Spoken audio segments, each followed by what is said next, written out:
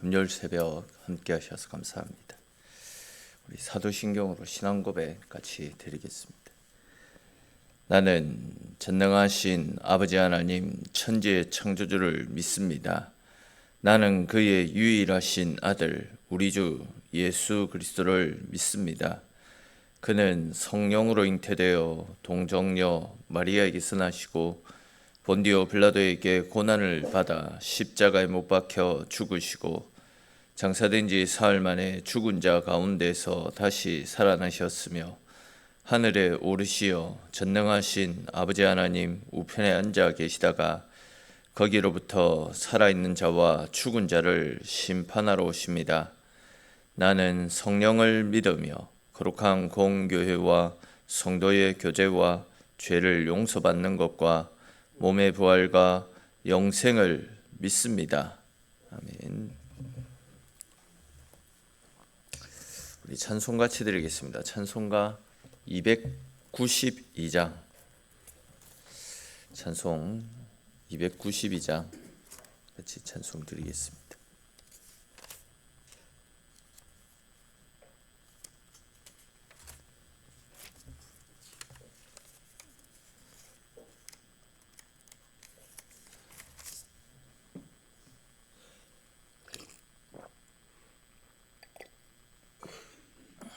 찬송가 292장입니다.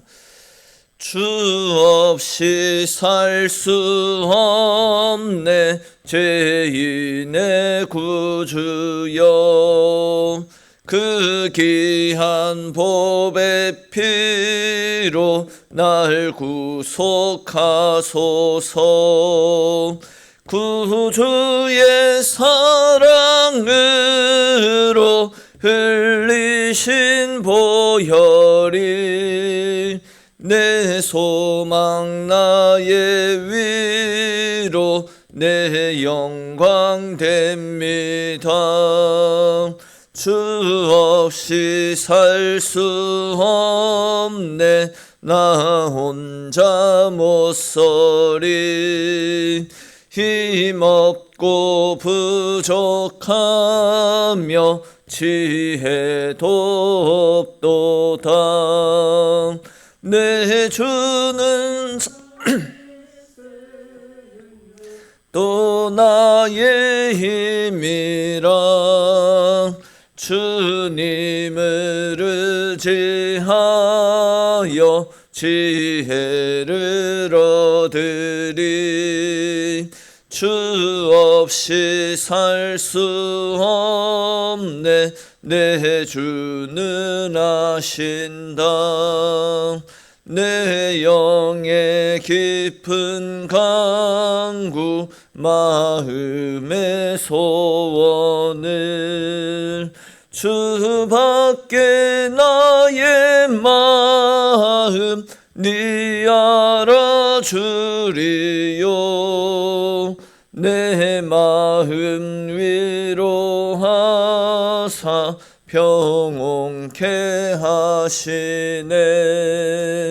주 없이 살 수 없네 세월이 흐르고 이 깊은 고독 속에 내 생명 끝나도 사나운 풍랑일 때 날 지켜주시니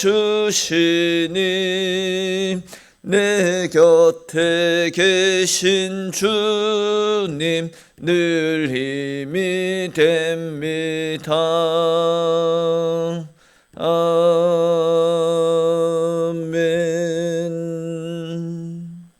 아멘. 오늘 함께 나눌 말씀 보겠습니다. 오늘 말씀은 로마서 7장에 있는 말씀입니다. 7장 1절에서 6절까지 말씀입니다.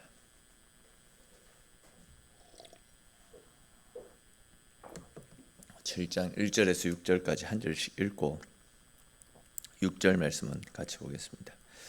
형제들아, 내가 법 아는 자들에게 말하노니 너희는 그 법이 사람이 살 동안만 그를 주관한 줄 알지 못하느냐.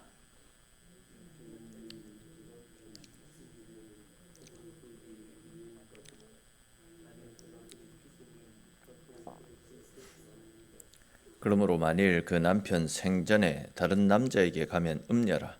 그러나 만일 남편이 죽으면 그 법에서 자유롭게 되나니 다른 남자에게 갈지라도 음녀가 되지 아니하느니라.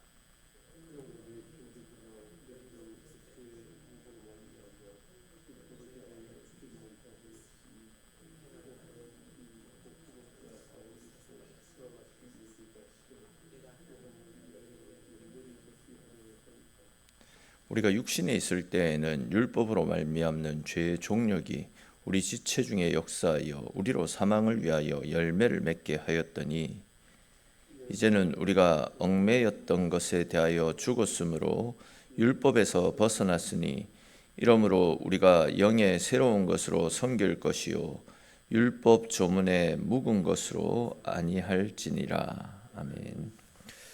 로마서 말씀에서 바울은 지속적으로 수많은 사람들이 율법의 굴레에 매여 살아가고 있음을 지적하지 않습니까? 사실 율법은 이거 하지 마라, 저거 하지 마라, 이거 하면 너희는 결국 죽게 된다, 이런 말들로서 내가 얼마나 죄를 많이 짓고 살아가는지 어떤 나의 연약함을 보여주는 그런 역할을 합니다.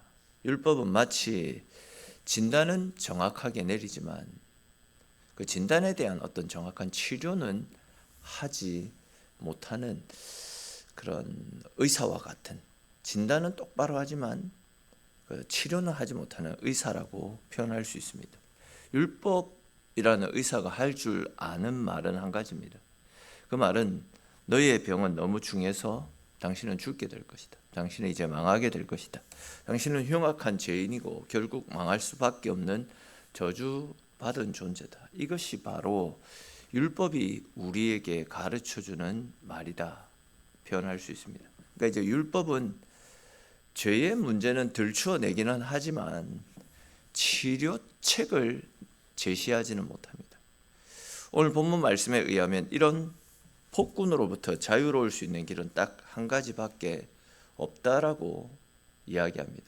그것이 무엇이냐면 죽음입니다. 즉 죽음만이 율법과 갈라설 수 있는 길이다라고 이야기하고 있습니다. 2절부터 3절까지 말씀이 바로 이런 말씀인데 성경을 한번 보십시오. 남편이 있는 여인이 그 남편 생전에는 법으로 그에게 매인받으나 만일 그 남편이 죽으면 남편의 법에서 벗어나느니라. 그러므로 만일 그 남편 생전에 다른 남자에게 가면 음녀라. 그러나 만일 남편이 죽으면 그 법에서 자유롭게 되나니 다른 남자에게 갈지라도 음녀가 되지 아니한다. 이렇게 말씀하고 있습니다. 그러니까 이제 남편이 죽기만 하면 남편과의 모든 관계가 끝나는 것과 마찬가지로 율법과의 관계도 죽음을 통해서만 해결될 수 있다라는 겁니다. 근데 이제 문제가 하나 있죠. 그것이 무엇이냐면 우리의 남편 되는 율법은 죽지 않는다라는 겁니다. 영원하다라는 겁니다. 죽기는커녕 1.1핵도 상처를 받지 않습니다. 그렇기 때문에 이제 율법이 죽지 않으면 방법은 한 가지밖에 없지 않습니까? 그것은 내가 죽는 겁니다. 내가 죽으면 되는 겁니다. 율법과 나는 부부관계인데 남편이 율법이고 나는 아내인데 이 둘의 관계를 깰 수 있는 유일한 방법은 내가 죽는 겁니다. 여기에 바로 바울이 이야기하는 기독교 복음의 핵심이 들어가 있습니다. 내가 죽는 데서부터 모든 것이 시작이 되어집니다. 그러면 어떻게 내가 죽는 것이겠습니까? 지난 시간에 계속 살펴보았던 로마서 6장 4절 말씀에 거기에 답이 있습니다. 6장 4절에 보시면 그러므로 우리가 그의 죽으심과 합하여 세례를 받음으로 그와 함께 장사되었나니, 이 말씀처럼 우리가 그리스도 예수를 믿고 세례를 받음으로 죄인 되었던 이전의 내 삶을 전부 죽여버리는 것입니다. 이와 관련해서 갈라디아서 2장 20절 말씀을 보시면 내가 그리스도와 함께 십자가에 못 박혔나니 그런즉 이제는 내가 산 것이 아니요 내 안에 계신 그리스도 예수께서 사신 것이다. 이렇게 말씀을 하고 있지 않습니까? 즉 내가 십자가를 통해서 내 자신의 욕심과 자아 또 옛 습관을 죽임을 통해서 율법과의 관계가 깨끗하게 끝이 나버리는 것입니다. 그러니까 이제 율법의 굴레에서 벗어나기 위해서는 이제는 십자가 앞에 바로 서야 된다. 주님께 내 삶을 내려놓고 십자가 앞에서 나는 죽고 다시 사신 그리스도와 함께 살아가는 것이다. 이것이 바로 복음의 핵심이다라는 겁니다. 한 가지 예를 들어보겠습니다. 옛날 그 궁중에는 내시가 있지 않았습니까? 근데 이제 내시를 뽑을 때에는 왕에게 어떤 위협을 가하지 못하도록 내시는 거세를 해버립니다. 거세를 통해서 남성 호르몬을 제거시켜서 애초에 왕권에 대한 어떤 욕심들을 품지 못하도록 만들어 버렸더랬습니다. 마찬가지로 우리 성도들이 마귀의 죄로부터 마귀의 유혹으로부터 자유할 수 있는 것은 죽음입니다. 죽음. 악한 사탄 마귀가 돈으로 명예로 권력으로 우리를 유혹해 들어온다 할지라도 우리가 죽었음을 선포해 버리면 더 이상 그런 유혹을 걸어올 수가 없는 겁니다. 결국 나에게 유혹이 남아있는 것은 내가 죽지 않았기 때문 아니겠습니까? 여러분 십자가 앞에서 우리를 죽일 때에 예수 그리스도와 더불어 함께하는 풍성한 은혜가 우리를 위한 새로운 생명이 준비되어져 있는 것입니다. 십자가 앞에서 미련 없이 죽어야 됩니다. 과거의 내 삶, 내 욕심, 내 정욕, 내 자아, 내 이기심, 과거의 이런 모습들은 다 죽어야 된다는 거죠. 아니 이미 성경적으로 말해서 우리는 율법에 대해서는 이미 죽은 사람들입니다. 율법은 예수 그리스도 밖에 있는 불의한 자들을 위해서 필요한 것입니다. 그래서 우리가 죄인이구나 그걸 깨닫게 하기 위한, 그래서 이 죄인을 어떻게 구원할 수 있지, 이 죄인된 내 몸에서 어떻게 내가 구원을 받을 수 있지, 이걸 깨닫게 하는 것이 율법이다.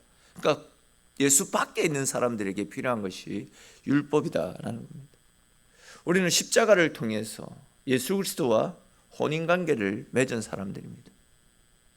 예수님께서 당신과 혼인을 한 우리를 죄와 사망으로부터 구원해 주시기 위해서 십자가에서 죽어주시지 않았습니까?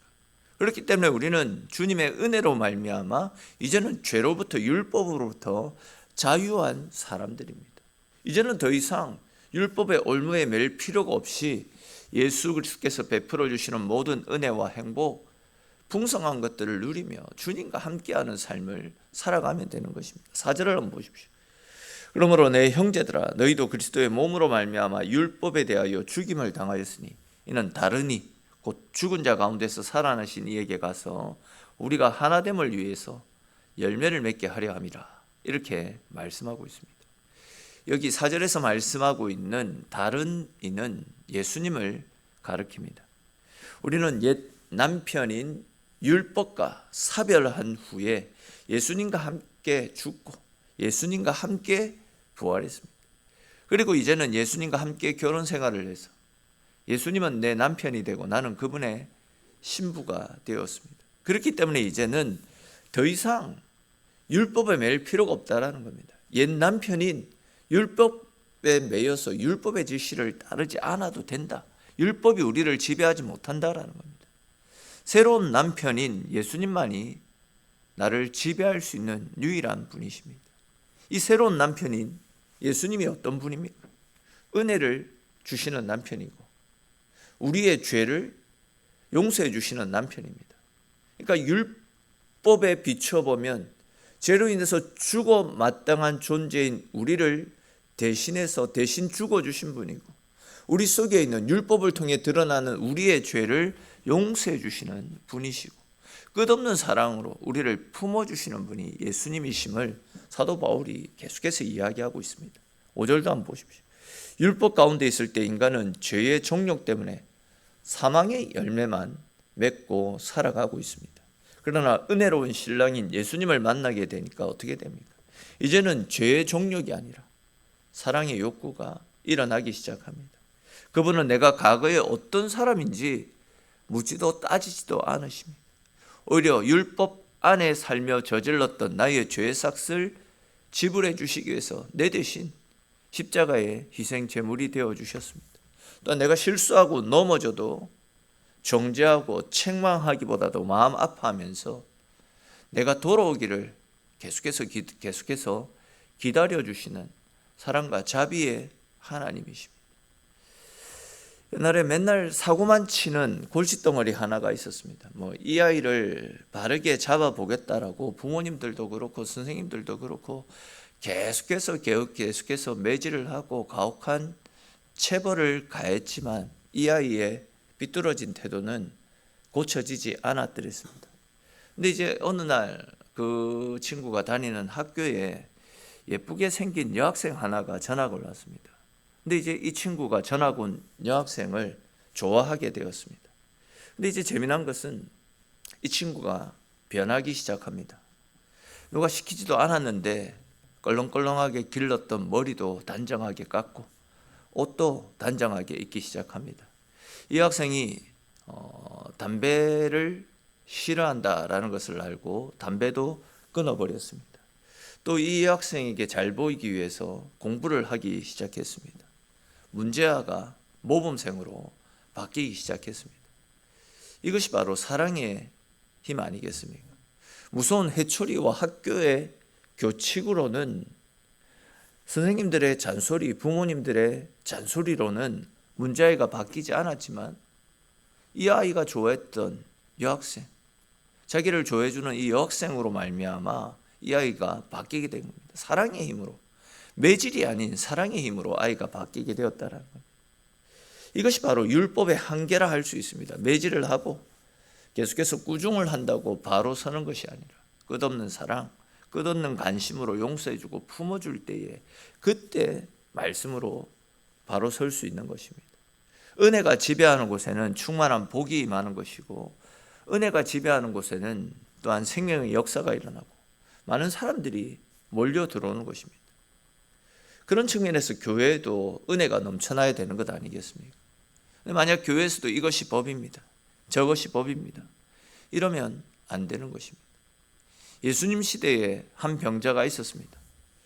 그런데 그가 예수님께 고침을 받기 위해 예수님을 찾아왔는데 그때가 마침 안식일이었습니다. 근데 예수님께서는 그 병자를 측은히 여기시고 그 병자를 고쳐주셨습니다.